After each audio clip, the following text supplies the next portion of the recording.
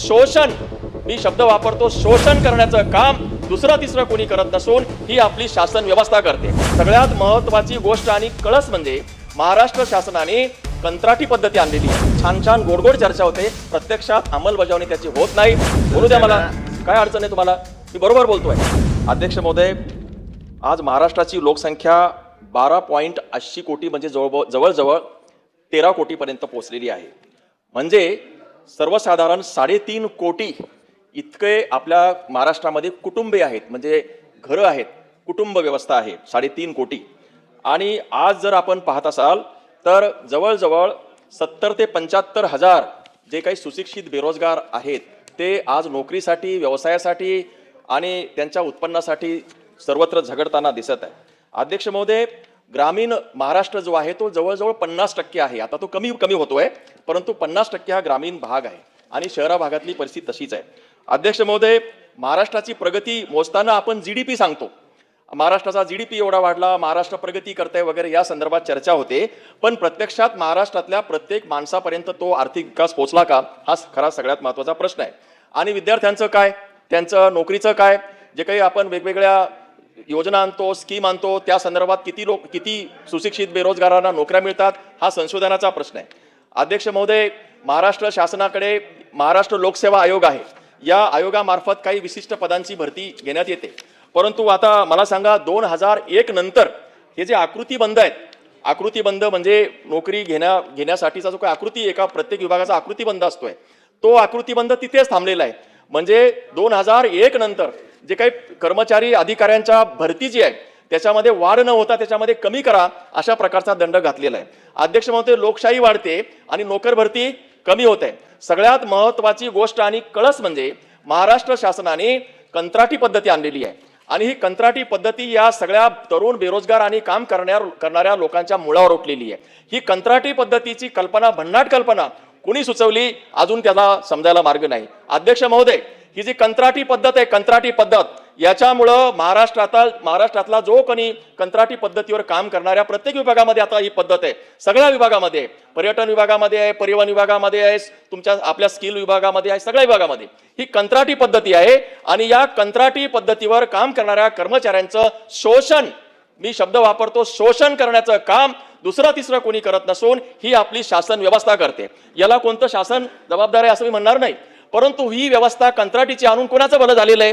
याच्यामध्ये जे काही बेरोजगार आहेत किंवा जे कंत्राटीवर काम करतायत त्यांचं भलं झालेलं नाही, त्यांना पगार आहे तो कमी मिळतो, त्याच्यामध्ये त्यांना जगताही येत नाही आणि मरता येत नाही, आणि म्हणून अशा प्रकारे त्यांना भविष्यातल्या कोणत्याही संध्या मिळत नाही, त्यांना परमनंट होण्याची कोणती सुविधा नाही। आणि म्हणून सगळ्या आरोग्य सेविका, आरोग्य विभागात असेल, महाराष्ट्र शासनाच्या सगळ्या विभागामध्ये ज्या कंत्राटी भरतीवर काम करणाऱ्या जी लोक आहेत त्यांचं शोषण सुरू आहे। आणि म्हणून ही कंत्राटी पद्धती आहे ती ताबडतोब बंद करण्याची आवश्यकता आहे। आणि त्या लोकांना जे कंत्राटीवर काम करतायत, पद्धतीवर काम करतायत, विशेषतः महाराष्ट्र महावितरणमध्ये किंवा सर्व विभागामध्ये ही लोक आहेत, आणि म्हणून ह्या लोकांना शासन सेवेमध्ये प्राधान्यानं नोकरी देण्याची गरज आहे।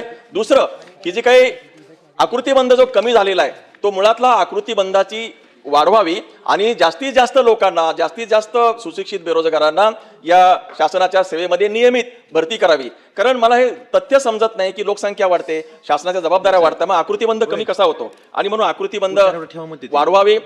महाराष्ट्र शासन ह्युमन कॅपिटलवरती जो काही खर्च करतं, एखादं पद निर्माण करायचं असेल तर वित्त विभाग त्याच्यामध्ये अडचण निर्माण करतं, मात्र ह्युमन कॅपिटलवर खर्च न करता कॅपिटलायझेशन, भांडवली म्हणजे मोठमोठाले रोड, मोठमोठ्या बिल्डिंग ह्याच्यावरती जास्त खर्च होतो, आणि म्हणून ह्युमन कॅपिटलवरती जास्तीत जास्त खर्च झाला पाहिजे। वित्त विभागाने, महाराष्ट्र शासनातल्या सगळ्या विभागाने उदार हस्ते ह्युमन साठी जर मदत होत असेल, नवीन पद भरती असेल, त्याला प्रोत्साहन देण्याची गरज आहे।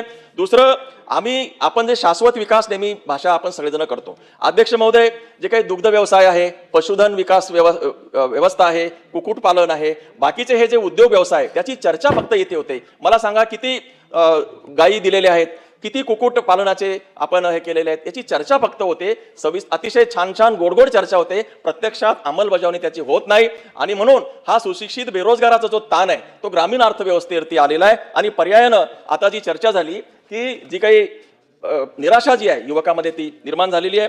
म्हणून स्थानिक लोकांना त्या ठिकाणचं काही कृषी व्यवस्थेवरती पूरक व्यवसाय कसे करता येईल, त्याच्यावर आधारित कशा प्रकारचे उद्योग व्यवसाय देता येतील याच्यावरती शासनानं मिशन मोडवरती काम करण्याची गरज आहे. MIDC जे झाली त्याच्यावर चर्चा खूप झालेली आहे. MIDC येतात, MIDC फक्त महाराष्ट्रातल्या 4-5 जिल्ह्यामध्येच येतात. आता खरं म्हणजे 4-5 चर्चा तर खूप होते की एवढा रोजगार लागणार, तेवढे लोक लागणार, परंतु ग्रामीण भागामध्ये या विदेशी गुंतवणुकीचा उद्योगाचा आणि बेरोजगारीचा सुतराम संबंध येत नाही आणि म्हणून त्याचं सुद्धा कुठेतरी विकेंद्रीकरण करण्याची गरज आहे. पोलीस भरती असेल किंवा बाकीचे आता जे काही सुरक्षा बलचे कर्मचारी आहेत त्यांना सुद्धा जास्तीत जास्त भरती करावी. कारण लोकांना जे काही सुशिक्षित बेरोजगार आहेत ते आता खरं म्हणजे त्यांच्यामध्ये एक प्रकारची निराशा निर्माण झालेली आहे. शिक्षण पद्धती आपण स्किल एज्युकेशन वरती चर्चा करतोय.